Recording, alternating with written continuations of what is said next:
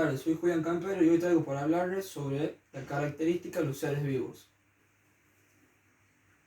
Los organismos se definen como el conjunto de entidades que manifiestan vida. Sin embargo, hasta la actualidad no se ha podido definir ni delimitar los seres vivos con precisión, o los que se han desarrollado con características en común entre ellos, llamadas características de los seres vivos, la cual define que para considerar una entidad como ser vivo debe de cumplir con las siguientes cualidades o características, que son una organización específica, la homeostasis, la irritabilidad, el metabolismo, crecimiento y desarrollo, reproducción, adaptación y movimiento. La organización específica dice que un ser vivo es el resultado de una organización muy precisa y en su interior se realizan varias actividades al mismo tiempo, estando relacionadas estas actividades una con otras, por lo que todos los seres vivos poseen una organización específica y compleja a la vez. Como grado más sencillo de organización en un organismo tenemos las células. La unidad estructural de todos los organismos es la célula. Esta en sí tiene una organización específica. Todas tienen tamaño y formas características por las cuales pueden ser reconocidas. Algunos organismos están formados por una sola célula, que son los llamados unicelulares, y otros organismos están formados por varias células, que son organismos complejos llamados multicelulares. En ellos, los procesos biológicos dependen de la acción coordinada de la célula que los compone, las cuales suelen estar organizadas en tejidos, órganos y sistemas. Los seres vivos muestran un alto grado de organización y complejidad. Esto quiere decir que los niveles de organización biológico son el nivel de individuo, el nivel sistémico, el nivel orgánico, el nivel fisular y la célula. Luego tenemos la segunda característica, que es la homeostasis. La homeostasis es una propiedad de los organismos que consiste con su capacidad de mantener una condición interna estable, compensando los cambios en el entorno. Se trata de una forma de equilibrio dinámico que se hace posible gracias a una red de sistemas de control que constituye los mecanismos de autorregulación de los seres vivos. Este conjunto de fenómenos de autorregulación tiene como objetivo el mantenimiento de una relativa constancia en la composición y las propiedades de medición del organismo. Dentro de este mecanismo de homeostasis podemos mencionar varios ejemplos, como la termorregulación, que por ejemplo es la capacidad que tienen los organismos para regularizar la temperatura corporal y modificar su temperatura dentro de ciertos límites. Esta modificación es un mecanismo de autorregulación para compensar los cambios del medio ambiente y mantener el medio interno constante. Los organismos termorreguladores, también denominados homeotermos, mantienen una temperatura corporal esencialmente importante en un rango de habitaciones ambientales. El organismo, como ser humano, controla la temperatura corporal mediante el calor o la anticipación del mismo para mantener constante el equilibrio de la temperatura interna corporal, más allá de las agresiones de la temperatura ambientales. El control es efectuado efectivamente a través del comportamiento como cambio de ropa, mecanismos fisiológicos o como la sudoración y la tiritación. Tenemos mecanismos de pérdida de calor, que esto se da mediante dos procesos esenciales, como la sudoración y la vasodilatación. Y los mecanismos de conservación de calor, estos mecanismos reducen la pérdida de calor, que son la vasoconstricción y la piloerección. También tenemos mecanismos de producción de calor, que estos son productores de calor y se denominan como termogénesis. Existen los termogénicos obligatorios y los procesos termogénicos facultativos. Los termogénicos obligatorios son esenciales para la vida de todas las células del cuerpo, que incluyen un proceso que mantiene la temperatura del cuerpo constante y formal, a diferencia de la termogénesis obligatoria, que se produce continuamente en todos los órganos del cuerpo, y la termogénesis facultativa puede ser rápidamente activada o desactivada y tiene lugar sobre todo en dos tejidos, el tejido musculoesquelético y el tejido adiposo. Cuando la temperatura ambiente se encuentra por debajo de la temperatura crítica corporal, los organismos deben producir calor en el músculo esquelético y el adiposo por dos mecanismos, la termogénesis tiritante y la termogénesis no tiritante. Otro fenómeno homeostático es la osmorregulación, que se refiere a un proceso en el que se mantiene el balance de agua y sangre, el balance osmótico, a través de todas las membranas del cuerpo, y los fluidos que rodean la célula y que se encuentran dentro de estas están compuestos de agua y electrolitos. Los fluidos corporales incluyen el plasma sanguíneo y los fluidos que existen dentro de la célula, y como el fluido intersticial que se encuentra en los espacios entre la célula y el tejido del cuerpo. Todas las membranas del cuerpo son semipermeables, lo que significa que son permeables a ciertos tipos de solutos y al agua. Existen una interacción constante entre los seres vivos y su ambiente. Los organismos están sujetos por mediante entradas constantes de aguas y electrolitos a través de la ingesta de alimentos o de agua. El exceso de estos compuestos de los desechos que produce el cuerpo se transporta a los riñones para su excreción.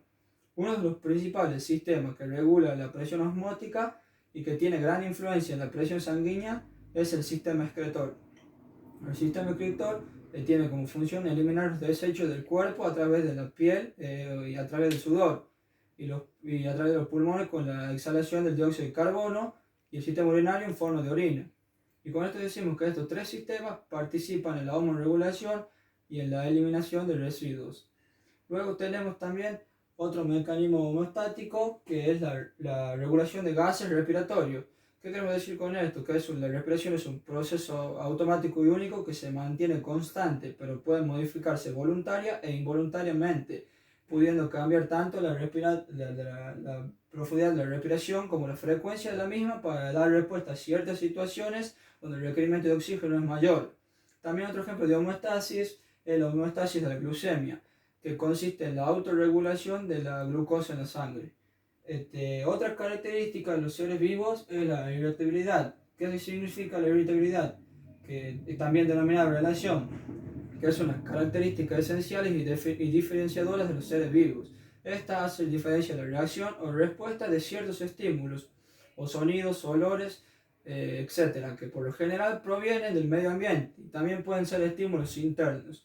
Un ser vivo percibe los estímulos tales como cambio de la temperatura, la cantidad de agua, la luz, el sonido, etc., y reacciona en consecuencia para producir las modificaciones en su funcionamiento, que son necesarias para garantizar el mantenimiento de su homeostasis y por lo tanto la preservación de su vida.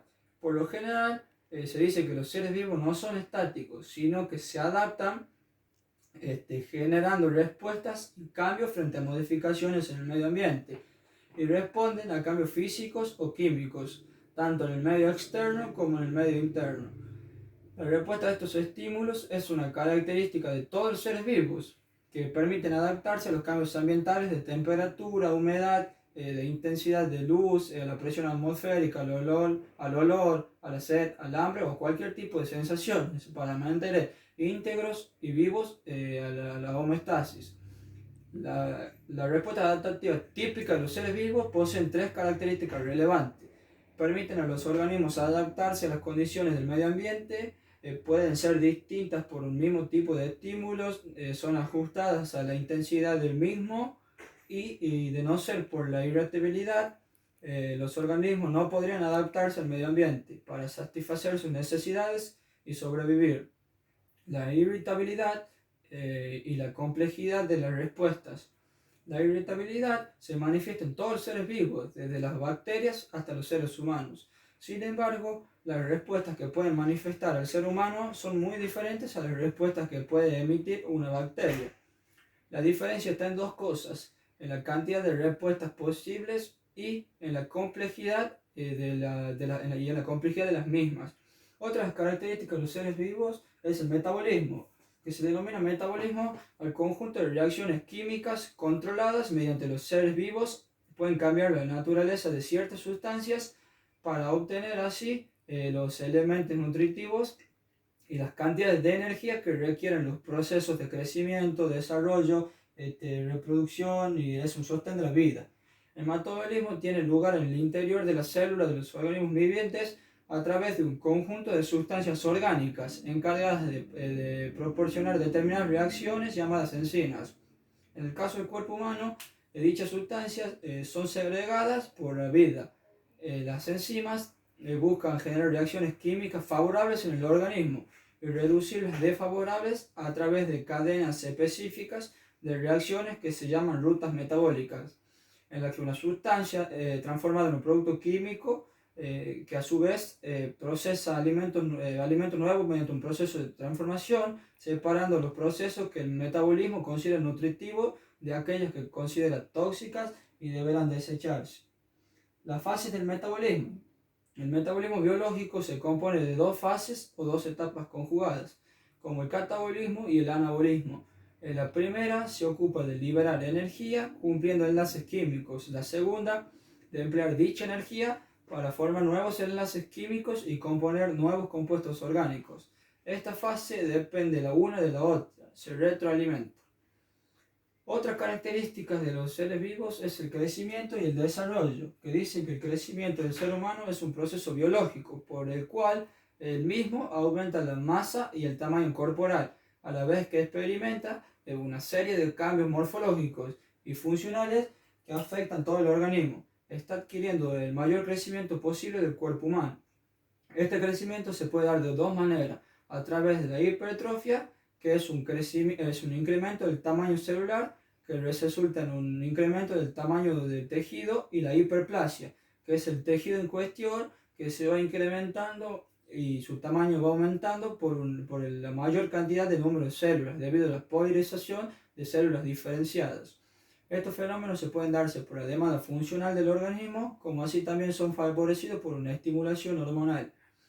La reproducción es otra de las características de estos seres vivos, que dice que son capaces de multiplicarse y reproducirse. Mediante la reproducción se producen nuevos individuos semejantes a sus progenitores y se perpetúa la especie.